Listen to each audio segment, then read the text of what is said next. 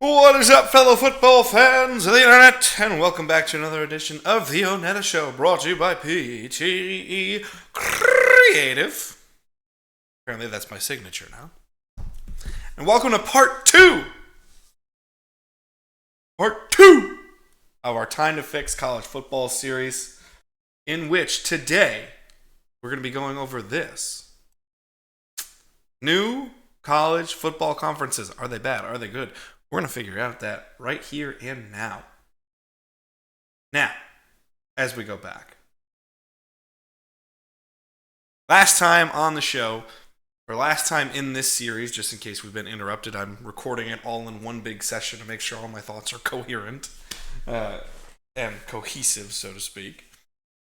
But the last time on the college football series that we were doing, we went over the formation of what should be collectively called the College Football Alliance, which would be a self-governance body created by the 134 FBS schools that are eligible to win a Division I national championship.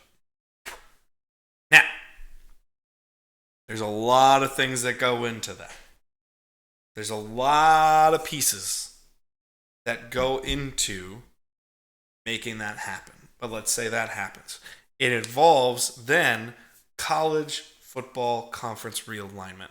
We are seeing at an exorbitant rate conferences change in the blink of an eye. We already saw the crumbling of the Pac-12. And now the Pac-12 has two teams left, which are now going to be forced to join another conference. Colorado's bailed and they're going to the Big 12. USC, Oregon, Washington, these kinds of guys, they're going over to the Big Ten. And now you have the Big Ten, a conference that truly spans coast to coast. Where theoretically you will have games eventually where Rutgers, which is in New Jersey, is going to be playing USC, which is in California. And you may say, well, what's the big deal? Well, this is still under the false guise of amateurism, not amateurism. Now, we just got the NCAA settlement as well, or the announcement of the NCAA settlement. It's not fully agreed upon. However, and there in line, you have this very fun and interesting idea that college students that are supposed to be student, quote-unquote, athletes are going to be traversing major parts of the country on a weekly basis while also still actively being quality students. This happens in the National Football League, but those guys are all post-college. They're paid professionals and paid handsomely for that fee. But also, when you really look at it, at least 1/3 of their schedule is geographically located where it's easy to travel to and from. That is part because this country is so goddamn large. You have to be smart about that. That's part of the reason college football, the rivalries, you don't see Alabama have a rivalry with Washington. When the hell was Alabama ever playing Washington? Outside of college football playoffs occasionally or things of that nature. Random occurrences in a bowl game, which are specialty games. When did you see stuff like that? You didn't until the last 5-10 years of explosion where you're getting teams to go coast to coast now, and it's going to get even worse. There are huge swaths of the country that it makes it near impossible. Now, is there ever a way to be perfect? No, there isn't. We have two major mountain ranges that make it difficult to do. We have thousands and thousands and thousands and thousands of miles between schools at times in their conferences. And that's understandable. It's never going to be perfect. However, if you want to make sure that you protect both the integrity of the sport, the competitiveness of the sport, and still make it so that these athletes can still be students of some kind. Now, I went over it last time. They'll be paid in this. I'm not for amateurism. I believe that they should be paid for their efforts because they are making bank for that school that they are playing for and getting nothing for it until now with NIL deals and things of that nature. But not everyone's getting paid. Now, in this theory, everyone would be paid for them. But let's move forward here, guys. College football needs to get back to a geographical model. However, I have taken into account there are powerhouse schools everywhere. So the model that I'm proposing has powerhouse schools in each conference, and we are creating six conferences, some of which already pre-exist with slight variations and changes, or big variations and changes by some of them. And then we allow that for each conference to have a division. 2 divisions for that matter. So then that way, the division model actually makes sense and works. You can say, oh, well, it's not really working in the Big Ten. It's just Iowa or occasionally Wisconsin or Minnesota sneaks in. On the Western Division, it's always Ohio State or Michigan winning. Maybe Penn State has a run at it. You can say that all you want, but in a more competitive model, we're going to see schools be able to rise up. And that will make worthwhile competition. So that is how we are going to introduce our new conferences. So like I said here, we have old conferences and we have new conferences. I touched on this last time on the show, that we have the Big Ten in name will still be a conference. The Big 12 will still be a conference. Although the Big 12, in my opinion, is of the Power 5 conferences the weakest, because I'm not counting the Pac-12 anymore, because let's be honest, the Pac-12 doesn't exist. So if you really look at the next big thing, in my opinion, the weakest conference usually, and the most that's just been dominated by 2 schools, is the Big 12. But the Big 12 is going to re-exist in a different format. The SEC, most dominant conference of all, we still want that for its brand recognition. So you can see already the pockets of geography we're covering with those conferences. But then we have the Smoky Mountain Conference, the Northeastern Conference, the NEC, and the Pac-West Conference, which will be known as the PWC. But that Pacific West Conference will be a part of it. So you can see the pockets that we are creating for college football. So we go here, we'll start with the Big Ten. So I have covered every single school. Before I even get to the Big Ten, I'll say it again. 134 FBS schools. I did not go this for FCS or lower, because that's a lot. It's just a lot to do. But this is a project that I've worked on for a year, even before this podcast existed, because I want college football to make sense. I say what you will about the NFL. The NFL makes sense. There's very few things in the NFL that you're like, what? Why? There's 8 divisions with 4 teams in each one.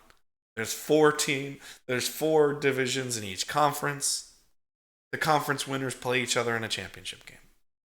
That was the whole idea behind this model. How do we make it make sense? How do we go forward and make that make sense? So this is where we are going to go, and we'll start with the Big Ten. So I'm going to cover every single school and highlight some big things about each conference that I found very valuable and important to include. So here we go. As we go from our old conference and new conferences, the Big Ten, you have your stalwarts, your Michigans, Ohio States, Iowas, and then I put 5 schools on each one. So I put my beloved Wisconsin Badgers and Minnesota on there as well. You're seeing Penn State not a part of that. That is very, very strategic. So I'm going to take you here, and unfortunately it's just an Excel sheet, but that's A-okay because it gets our point across. We go to the Big Ten Conference. We have a total of 22 teams. I have another note for you. But in the Eastern Division, you have Ball State, Bowling Green, Central Michigan, Eastern Michigan, Indiana, Michigan, Michigan State, Ohio State, Purdue, Toledo, and Western Michigan. So you can see we're heavily focused on just a few states, even in that division. You have Indiana, Ohio, Michigan, Illinois. Nope, not Illinois. What am I talking about here? So you have just Indiana, Michigan, and Ohio in that division. Pretty damn good, in my opinion. Allows for that travel to be far more local. It gets back to the magic of college football, which is regional, which is that beautiful regional pride and regional rivalries, and allows each division to compete now because we now have that pool of money for every school to spend on players. So perhaps a local kid from, let's say, Central Michigan, which has a decent football program, but it can't compete with Michigan or Michigan State even, or Ohio State. Maybe now they'll go, hey, I'm still going to be paid and I can stay local. I can stay around my family. And I'm going to make Central Michigan a big thing. They'll play there now. You're going to see a trend. Every division in every conference has a few stalwarts to make sure every division has a ratings draw or a ratings appeal. So in the Big Ten East, you still have Michigan. You still have Ohio State.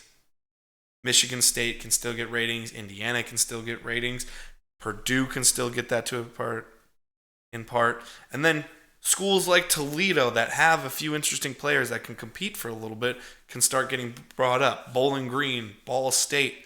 Those were all schools that made small runs in the top 25s in my lifetime, that now they can start being a part of that in a little bit bigger way. And in the Western Division, you have Illinois, Iowa, Iowa State, Kansas, Kansas State, Minnesota, Missouri, Nebraska, Northern Illinois, Northwestern, and Wisconsin, which is my future home. I'm going to be living in Madtown, so I think my apartment is going to be 5 to 10 minutes away from Camp Randall, which can be pretty rad. Not to give you too many details. That's a pretty wide radius still. Don't try and find me. But if you ever want to meet up for a coffee and a drink, let me know. If you're in Madison, we can talk about football. But again, you look at that Western Division, it's a little bit more expansive because once you get to the middle of the country, it's kind of a no man's land for schools to have a lot of variance to be able to play other schools. And I wanted to make sure that we housed classic rivalries and regional varieties. Now, I know that Nebraska itself is far closer to Colorado. But you can't justify in a geographic model Colorado and Ohio State as much in a regional model. And so we had to make some cuts to allow for that. And this is a realistic thing. The Big Ten is going to be a very powerful conference because it always has been. So going into this, they're going to want to make sure that they're taken care of. So then you pick up quality schools like Missouri and like Kansas. The other reason you do that is if we go back here to our rosters of division, in the Western Division, you pick up players like Kansas, Missouri, who was in a top 10 school last year, Nebraska, which is making its way back up. So that Western Division, in my lifetime, Nebraska was a national powerhouse. And although, I'm almost 32 years old, that's not like we're saying, oh, God, Fordham back in the 30s. We're not talking about a school like that. We're talking about a school that has a quality coach, and the program is getting better. So in the Western Division, we're going to have real competition for the Eastern Division with those two stalwarts in Michigan and Ohio State, and those other schools that are going to rise up and to compete. The only note I had about this, geographically, Notre Dame makes perfect sense for the Big Ten. It fits the ethos of the Big Ten. If you said in current college football with their college alignments, if you said which conference Notre Dame actually belongs in, I would tell you it belongs in the Big Ten. And that's not even from my bias of being a Big Ten guy or a Big Ten kid growing up in that area. Their style of football fits that style of play. It allows for that region to shine even more. However, you can see the note. It was moved to the NEC, and I will get to that in a little bit. But as we all know, the Big Ten and Big Ten conference play will always be high quality stuff. Now, as we continue, we're going to go to the rest of our existing conferences. So from the Big Ten, we go down south to the Big 12, starting to get a little bit southwestern here. Now you can see some of those stalwart schools, the Texases, Oklahomas, but then the Baylors, the Arkansas, the Texas A&Ms. But I threw a last minute in one as well. So as we go here, we're now going to go over to the Big 12 and its rosters. So we have the Eastern Division and the Western Division as well here. So the Eastern Division of the Big 12, it's slightly chaotic because you have really just a circle. So East and West, it may not be the best describers. You could make color names up for them. You could make fun names up for them. Whatever could be interesting. Why is Texas not? Oh, Texas State. Oh, I may have screwed that up. Texas is in this conference, and I'm also seeing a typo. So let's have some fun with that one.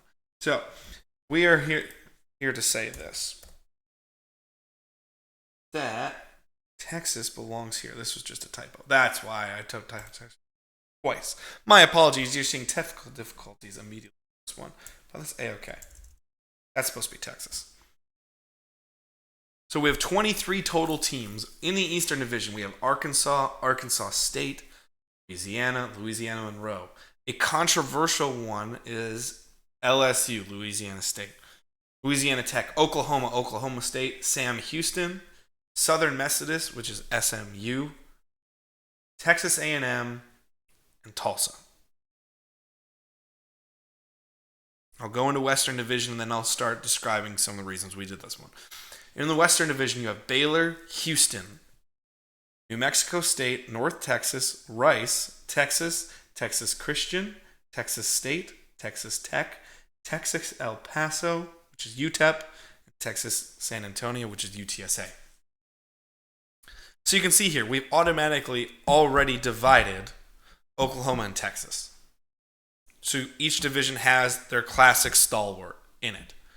But the Eastern Division picks up Arkansas, it picks up LSU, and Oklahoma State. So you have some real powerhouses there, and a Texas A&M. The Western Division, you have Baylor, which is still a competitive program, Houston, which has been rising up lately, TCU, which has always been making a push in the last 20 years to be quality, Texas Tech is still there, UTEP and UTSA can still compete, and you have those other schools there that can rise up, get a little bit better with that competitive money play. Now, the biggest controversy that it probably would exist here is LSU is an SEC staple, at least in my lifetime. However, I felt that the Big 12, along with the Northeastern Conference, the NEC, which has already been detailed in our last podcast, I felt that those schools, or these conferences specifically, lacked just one more, they needed one more stalwart. They needed that ratings draw to make sure every conference feels relevant right off the bat. Through time, some of these lower level schools, quote unquote, these smaller schools, can start to rise up and get better because they can start getting more pay involved with their players because we have more equal playing field payment wise. And then on top of that,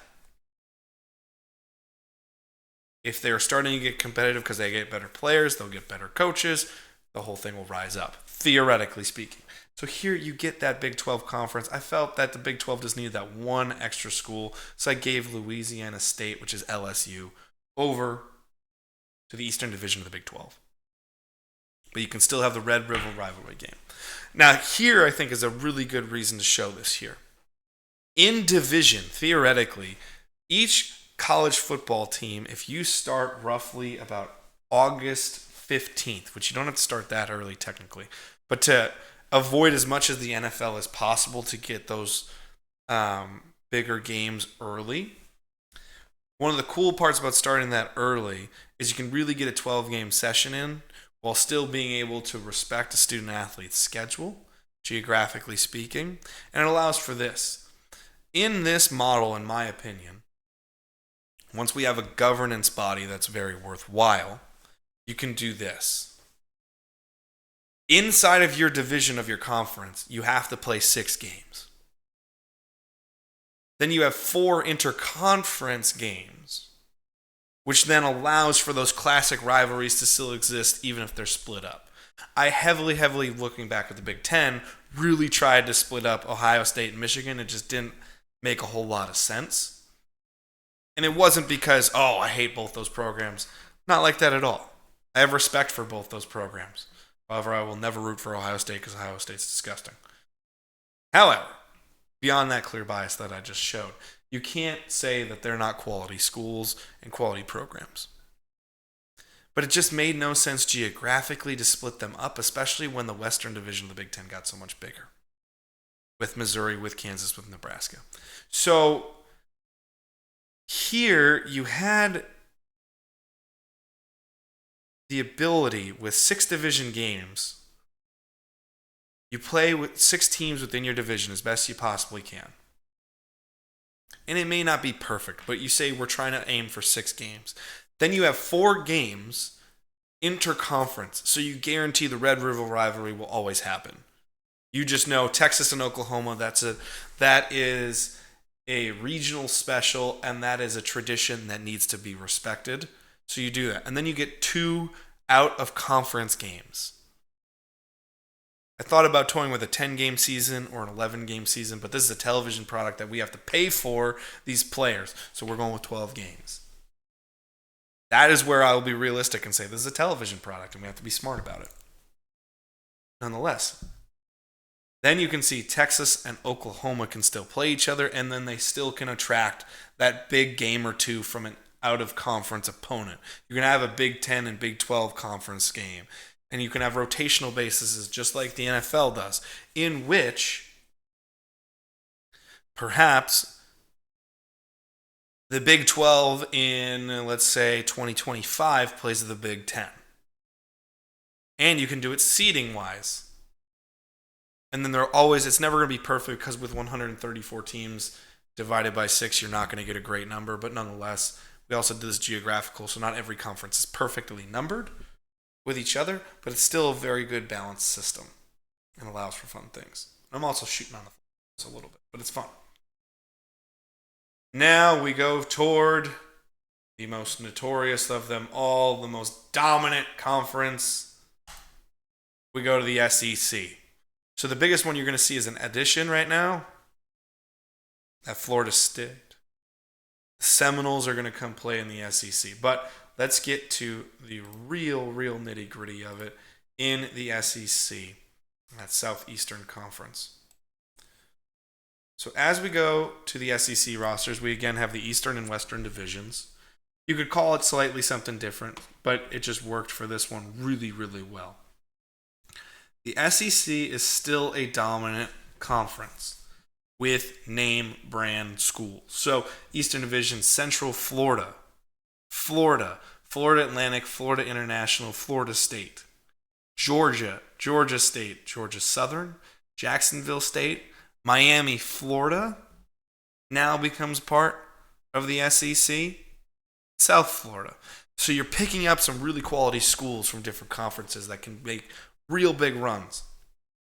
Then Western Division, your stalwart, Alabama Birmingham, which is UAB, Auburn, Georgia Tech, Mississippi, which is known better as Ole Miss in college football, Mississippi State, South Alabama, Southern Mississippi, Troy, and Tulane. You have 21 total teams here.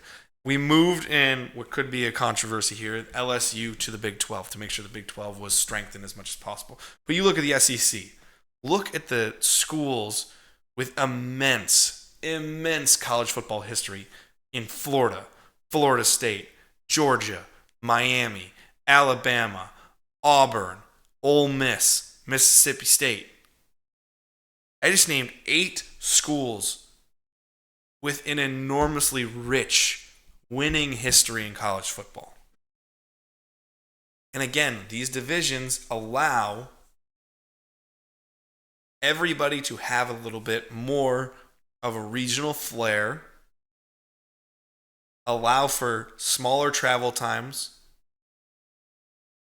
better for the players, less travel, less wear and tear on the body.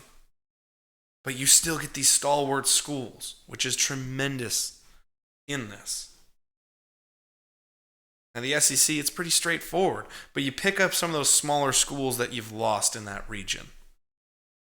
And you pick up some really quality schools. The state of Florida, it is flabbergasting how many Division I FBS schools are in the state of Florida.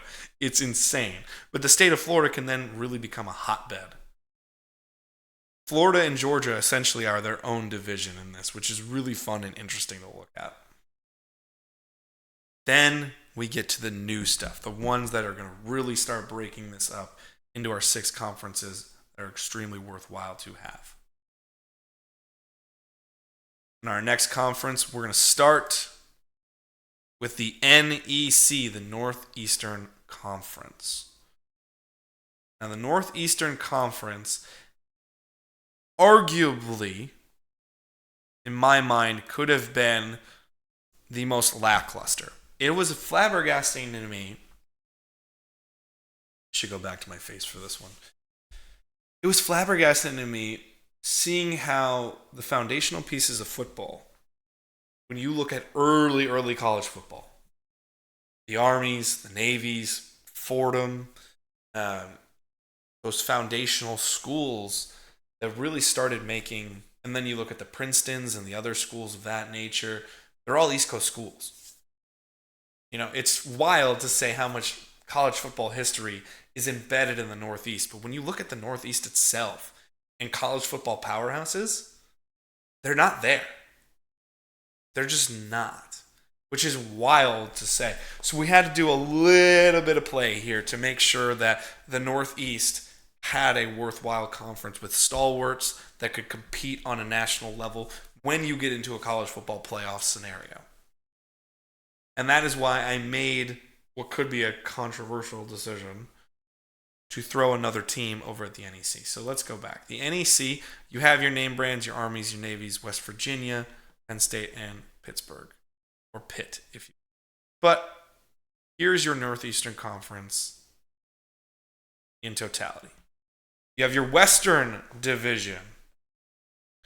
Akron, James Madison, Liberty, Marshall, Maryland, Navy, Ohio, Old Dominion, Pittsburgh, Virginia, and West Virginia. It's a quality conference right there with competitive play. Maryland can still be a player there. Pitt is a player. West Virginia is a player. And Virginia and James Madison are very good schools at college football right now. Liberty, also high quality school there. Now, we may say, oh, but that's not the same level of play. It's going to start balancing out. So we're going to start playing at that level, guys. Then in the Eastern Division, Army, Boston College, Buffalo, UConn, Kent State, UMass, Notre Dame, Penn State, Rutgers, Syracuse, Temple. So again, the most controversial thing here was, even though they are in Indiana, and I believe that the folk of South Bend would probably even tell you this, that if they belonged in a conference, they belong in the Big Ten. However, if you look at this roster of the NEC, I don't think it's very much within logic and reason that this could be the weakest conference. They needed another real player to make them both nationally relevant and nationally competitive to be able to be more of a fixture. The other thing which is ironic is me making this move, theoretically it could appease the independent nature of Notre Dame, where they go to a conference that is quote-unquote weaker. They may be able to dominate early on, and become far more nationally relevant even more now that they're in a conference because they're constantly playing in deeper playoff runs to start, which is hilarious to think about that could be the case. But that is the Northeastern Conference. Now, the West and East terms, they're not great. We could probably argue that, it should be different names, but it was just it's kind of how things fit. Notre Dame is the one that makes really no sense on an Eastern division, so to speak, but I try to make as much make sense as possible. And again, look at my face. I'm trying here, folks. I'm trying to just make it make sense. That's what we want from college football. We're trying to make it make sense. So let's go to our next conference, friends, and we go from the NEC, from one coast. Let's go to the other. Let's go to the Pac West, or the Pacific West Conference. So you have your stalwarts, Utahs, your Washingtons, your USCs, Oregons, Arizona. These are all really high-quality schools when it comes to college football. But let's really take it in depth. The Pacific West Conference is the biggest conference with 25 schools. And really, when you look at it, it is a shame now. It's a total shame that the Pac-12 has gone away because it was just reinvigorated itself as possibly the best, one of if not the best and most competitive conference in college football. Washington State, Oregon, all were highly, highly competitive and were vying for a championship. USC is always in that mix because they're USC. They were in a down year this year, but they were at least still a highly relevant school. Oregon State was still highly relevant. So this is a big-time conference. It's a shame that the Pac-12 has gone away just because of the way college football business has been handled. So we're trying to fix that. So here we got our own custom divisions with the Mountain Division and the Coastal Division. So here you can see in the Mountain Division, Air Force, Arizona State, Boise State, Brigham Young, which is BYU, Colorado State, Nevada, Las Vegas, UNLV, New Mexico, Utah State, Wyoming. Again, stalwarts, Arizona, old-time favorite that's trying to be revitalized in Colorado. Utah, three big schools right there that are always in the mix. Arizona State has a history that they're trying to reinvigorate. Air Force could possibly get in the mix if they could get it together. New Mexico even. Wyoming could make a push for some fun stuff, especially if they keep recruiting quality players like Josh Allen coming out of there. Then you go to the Coastal Division. You get Cal Los Angeles, also known as UCLA, Fresno State, Hawaii, Nevada, Oregon State, San Diego State, San Jose State, Stanford, Southern California, USC, Washington, and Washington State. Think about that, man. That is such high-quality football in each division. And that Coastal Division, I think it has to be argued, if you were looking at modern football, that's the best division in college football. With Oregon State, Stanford, but recently they've taken a dip. They can get better. USC, Washington, and Washington State. Those are some heavy hitters. You also got to put into play, UCLA has been competitive in the last couple years too. So the biggest thing about the Pac West, one, you're revitalizing the fact that you want to invest college football across the country. We need to show that Western side of the country it is valued from a FBS standpoint. Number one. Number two, geographically, the biggest pain in the ass conference, if you want to say geographically, is the Pac West, which is why I divided it the way I did. It's literally just the three states on the continental US and Hawaii, because Hawaii is a Division I school. It's literally just states in those three states. It's just schools in those three states because it's such a pain in the ass geographically Because then you have schools throughout Wyoming, Colorado, Arizona, New Mexico, Utah, Nevada. That's big, wide open territory, man. But it still limits their travel, and plane travel will still be very successful there in short time with shorter wear and tear on our players. So again, better for the players. Geographical rivalry still exists. And what's very, very cool about this is then it invigorates new rivalries in that mountain division to a degree, but we still allow for interconference play or interdivisional play, which is really fun to see in the Pacific West. And finally, our final conference to get to here, folks. Possibly my favorite name, the Smoky Mountain Conference. Just because I'm a huge wrestling fan and I love the history of the Smoky Mountain Wrestling territory. Then we go to Smoky Mountain. We pick up some heavy hitters from the ACC and Clemson. A few other schools. But then we got Kentucky, Tennessee, Louisville, North Carolina. Your stalwarts, so to speak. Let's go back. Let's see that full roster. We got an Eastern Division and a Western Division. Eastern Division, Charlotte, Clemson, Coastal Carolina, Duke, East Carolina, North Carolina State, South Carolina, Virginia Tech, and Wake Forest. We're here at a 20-team total, so this is perfect 10-10 divisions. But look at that. Clemson, North Carolina State, or NC State, South Carolina, 4 big-time schools, plus Virginia Tech. Wake can be competitive from time to time. You're getting some competitive good juices flowing in that Eastern Division right away. And with Clemson not being exactly perfect like they were the past couple of years, under the Trevor Lawrence, Dabo Swinney, Deshaun Watson days, that's getting real competitive right there in that Eastern Division. Then you look at that Western Division. App State finally getting to play with the big boys a little bit more often. So you get to play App State, Cincinnati, another controversial one possibly. But I thought of it this way. They're the closest school to this division, and when you're really breaking up name brand, there was another good name brand that could fill out this Western Division. That could be a controversial one. But the Western Division, again, App State, Cincinnati, Kentucky, Louisville, Memphis, Miami, Ohio, Middle Tennessee State, Tennessee, Vanderbilt, Western Kentucky. So you still have Cincinnati, Kentucky, Louisville, Tennessee.